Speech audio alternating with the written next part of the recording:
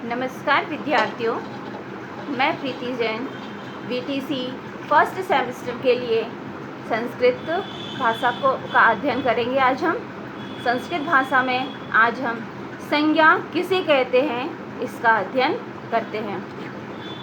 संज्ञा किसे कहते हैं अर्थात बचपन से लेकर आज तक हम सभी सुनते आए हैं कि किसी व्यक्ति, वस्तु, स्थान के नाम को हम संज्ञा कहते हैं अर्थात। लेकिन आज हम कुछ इसमें थोड़ा सा परिवर्तन करते हैं कि संज्ञा में किस तरीके से परिवर्तन किया जा सकता है या संस्कृत में और किन शब्दों को संज्ञा के अंतर्गत जोड़ा जा सकता है। तो किसी व्यक्ति, स्थान, प्राणी, गुण, कार्य अथवा वस्तु के नाम को संज्ञा कहते हैं। जिसका अस्तित्व होता है अर्थात वह वस्तु है, और अगर वह वस्तु है तो उसे हम संज्ञा कहते हैं। यहाँ तक कि हम यह भी कह सकते हैं कि संज्ञा और कोई वस्तु दोनों समानार्थी शब्दों के रूप में या दोनों समानार्थी शब्दों की श्रेणी में रखे जाते हैं। किसी का नाम प्रचलन होना, व्याकरण में संज्ञा शब्द ही प्रचलित है, उसका नाम का प्रयोग नहीं किया जा सकता है। वस्तु स्वयं संज्ञा होती है। जैसे कि मेरा नाम प्रीति है तो मैं संज्ञा नहीं हूँ, मेरा नाम संज्ञा है। राम संज्ञा नहीं है, राम का नाम संज्ञा है। अर्थात वस्तु संज्ञा नहीं है, उस वस्तु का क्या नाम है वह संज्ञा है। इस प्रकार से हमने पुनः इसकी परिभाषा देखेंगे। किसी व्यक्ति, स्थान, प्राणी, गुण, कार्य, भाव अथवा वस्तु के नाम को हम संज्ञा कहते हैं।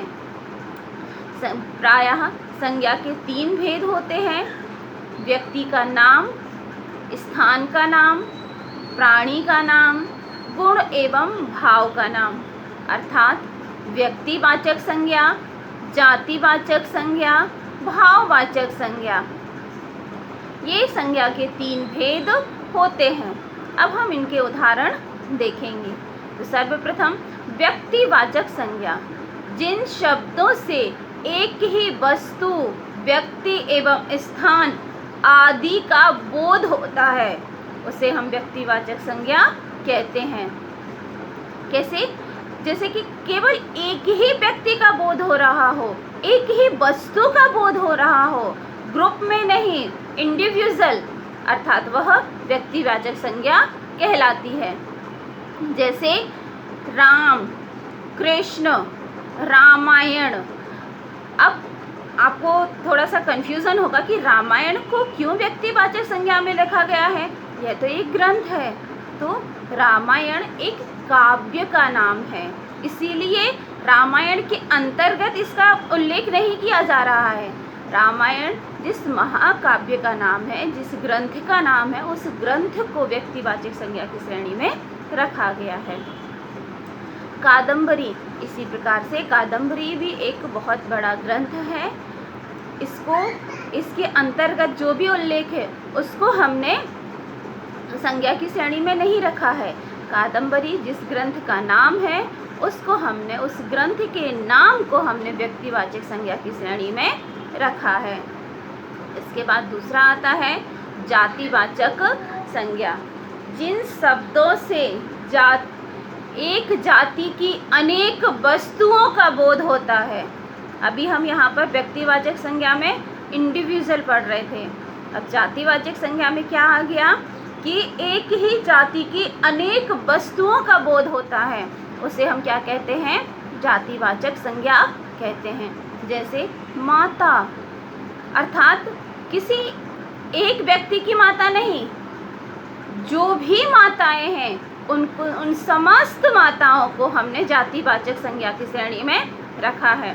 भ्राता, भाई, किसी का भी भाई हो, वे सभी भाई, एक भाई शब्द से कोई इंडिविजुअल नहीं होता, मेरा भाई, तुम्हारा भाई, पड़ोसी का भाई, कोई भी हो, यह सभी जातिवाचक संज्ञा की श्रेणी में आते हैं।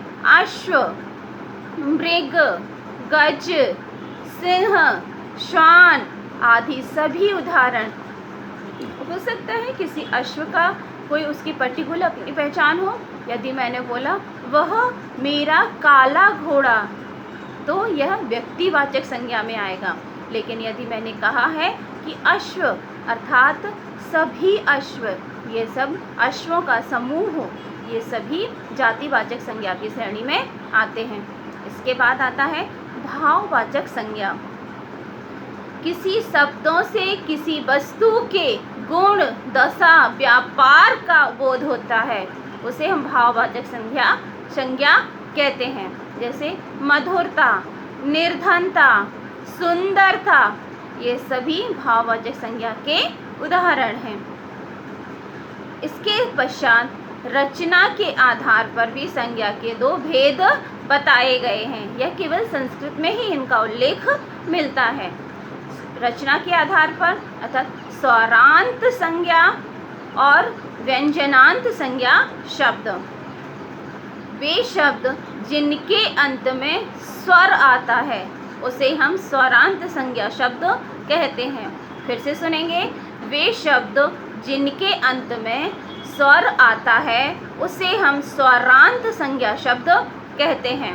जैसे कि राम, राम शब्द में माँ के अंत में छोटा आ आता है, इसीलिए इसे हम स्वरांत अर्थात इस शब्द के अंत में आ आने के कारण, स्वर आने के कारण इसे स्वरांत संज्ञा के उदाहरण में लिया गया है।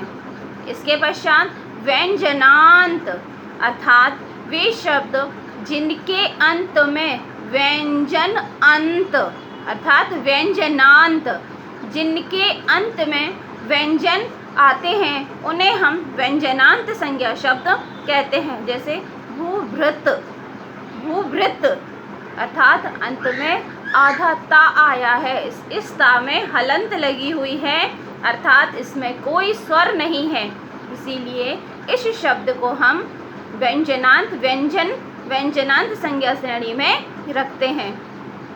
इसी के साथ आज हमने संस्कृत में संज्ञा किसे कहते हैं और संज्ञा के भेद को विस्तृत रूप से समझा है।